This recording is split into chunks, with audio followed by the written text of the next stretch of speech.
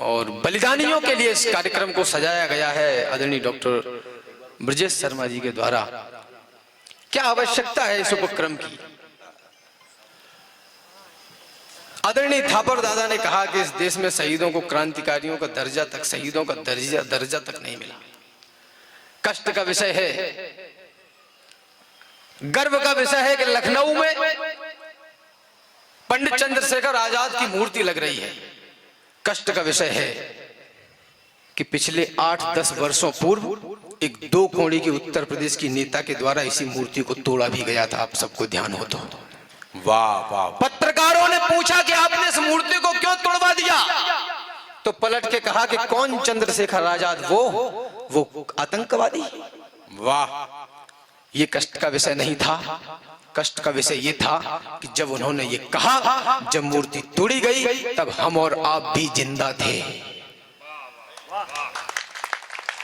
जैसे कोई नाहर विचरण करता है, जैसे निर्भय हो कोई नाहर विचरण करता है, जैसे एक वीर योद्धा लाखों से रण करता है, जैसे सूरज मुक्त गगन में आता है जाता है, जैसे अभिमन्यु व्यूह में घुसा चला जाता है, वैसे ही आजाद स्वाद लेते थे आजादी का।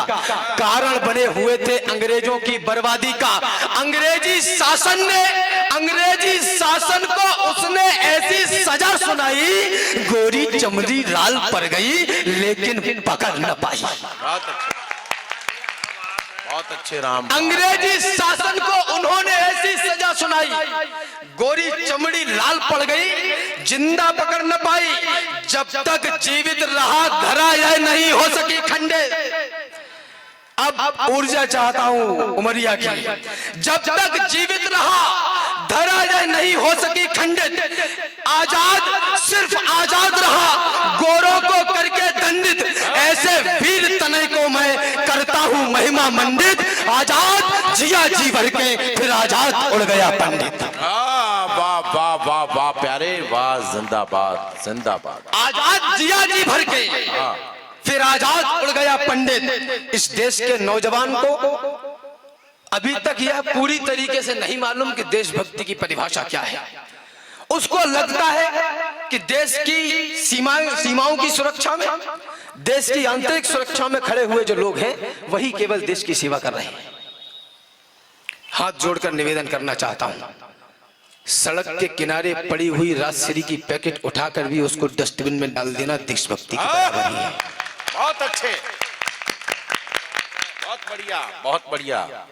माँ वो जिसकी कोख में एक शौर्यता पलती रहे, सैन्य बल में जाना ये तो सौभाग्य का है, ये किस्मत का बात है, ये किस्मत की बात है। ये सौभाग्य हर किसी को नहीं मिलता। जिसका प्रारब्ध प्रबल हो उसी के हिस्से में ये मुकाम आता है।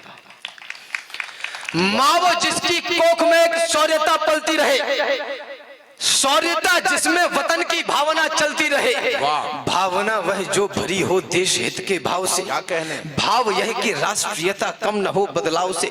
बदलाव वह जो खाल को वर्दी बनाकर छोड़ दे यह प्राण तो झंडा वतन का ओढ़ ले कर्तव्य अनुशासन को पूरे चाव से। चाव वह जो देश हित मूछे मरोड़े ताव से।